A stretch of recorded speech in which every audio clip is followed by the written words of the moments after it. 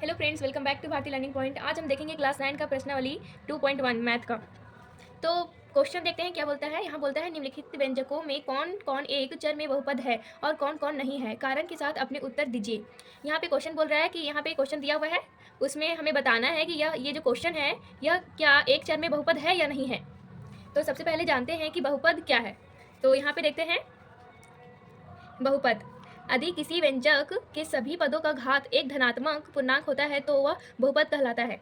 यहाँ पे कुछ उदाहरण से समझिए। x का घात, अगर x का घात यहाँ पे 1 है तो यह एक चर में बहुपद है और यह धनात्मक होना चाहिए। घात हमेशा धनात्मक होना चाहिए। यहाँ पे देखिए x का घात 2 है तो ये भी धनात्मक है और ये एक चर में बहुपद है। यहाँ पे x का घात 10 है तो ये धनात्मक है और ये भी एक चर में बहुपद है। धनात्मक पूर्णांक 1, 2, 3, 4 से लेकर इन्फिनिटी तक होगा, लेकिन ये धनात्मक होना चाहिए, ऋणात्मक नहीं होना चाहिए, तब ये एक चर में बहुपद होगा। अब यहाँ पे देखते हैं कि एक चर में बहुपद नहीं कौन कौन नहीं होगा।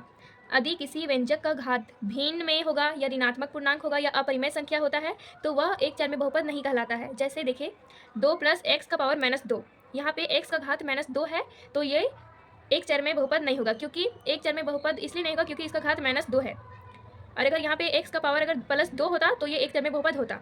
और यहाँ पे देखिए दूसरा उदाहरण 3 + √x, तो √x मतलब रूट का तो वैल्यू होता है 1/2, तो यहाँ पे 3 + x का घात 1/2 हो जाएगा। तो ये जो x का घात है वो 1/2 में भिन्न में नहीं होना चाहिए, तो यह एक चर में बहुपद नहीं होगा। और यहाँ पे ये देखिए 4 - 1/y, तो y नीचे है और अगर इसको ऊपर करेंगे तो ये इसका घात 1 है नीचे, और अगर इसको ऊपर करेंगे तो इसका घात माइनस में आ जाएगा, तो 4 - y का घात -1 हो जाएगा, तो ये भी एक चर में बहुपद नहीं होगा। अब हम क्वेश्चन को सोल्यूशन करेंगे। क्वेश्चन नंबर 1 देखिए, 4x² - 3x + 7, तो यहाँ पे x का घात +2 है तो ये होगा एक चर में बहुपद होगा। तो यहाँ लिख देते हैं एक चर में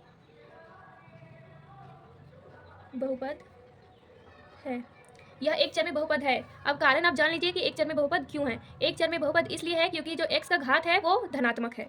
इसका कारण यही है कि ये एक चर में बहुपद क्यों है, क्योंकि इसका x का जो घात है वो धनात्मक में आता है, इसलिए यह एक चर में बहुपद है। दूसरा क्वेश्चन देखते हैं, y² + √2, तो ये भी एक चर में बहुपद है।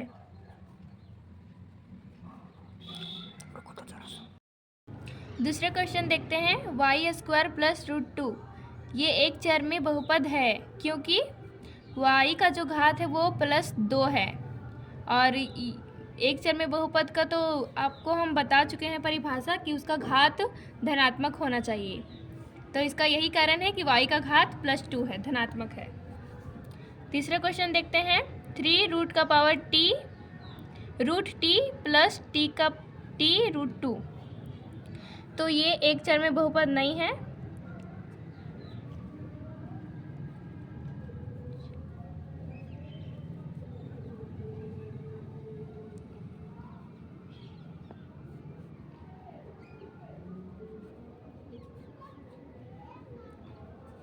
एक चर में बहुपद इसलिए नहीं है क्योंकि यहाँ आप देख लीजिए, रफ में मैं बता देती हूँ, 3 है और √t है, तो यहाँ पे आप देखेंगे तो 3 और t √2 का पावर होता है 1/2। तो कहीं भी ये परिभाषा में मैं बता चुकी हूँ कि एक चर में बहुपद उसी होगा जिसका धनात्मक होगा, भिन्न नहीं होना चाहिए, अपरिमेय संख्या नहीं होना चाहिए। तो t का घात 1/2 होगा, 2 यहाँ आ रहा है, इसलिए यह एक चर में बहुपद नहीं है। चौथा क्वेश्चन देखते हैं, y + 2/y, यह भी एक चर में बहुपद नहीं है।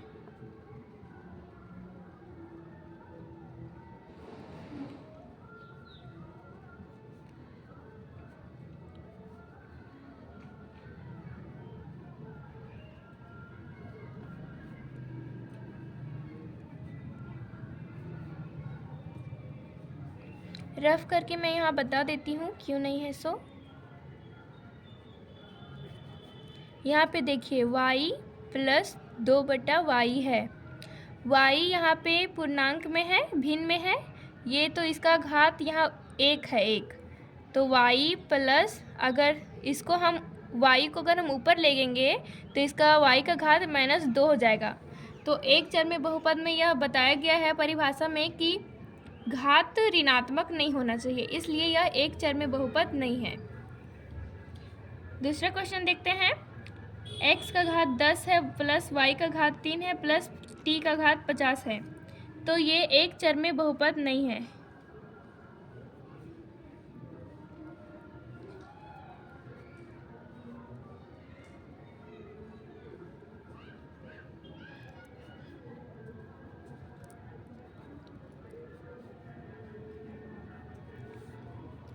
यह एक चरमे त्रिघात है।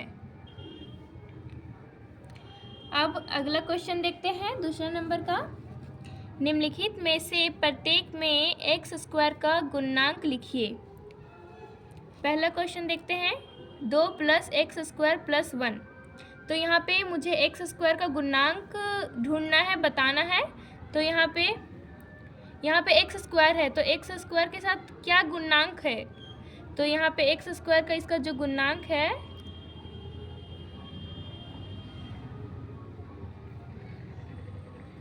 एक है। आप लोग सोच रहे होंगे कि यहाँ पे एक तो नहीं लिखा हुआ है, लेकिन एक यहाँ पे छुपा हुआ है। अब दूसरा क्वेश्चन देखिए, 2 minus x square plus x square, इसका भी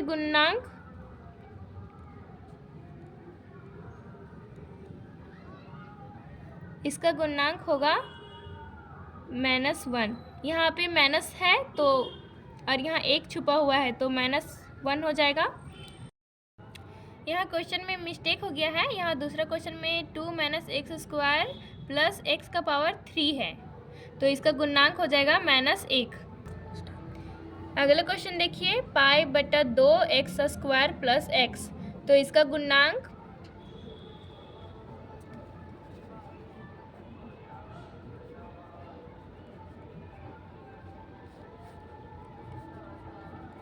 पाई बटा 2 हो जाएगा। और यहाँ पे है √2x माइनस 1। यहाँ पे तो एक्स स्क्वायर कहीं दिख ही नहीं रहा है, तो इसका गुणांक 0 हो जाएगा।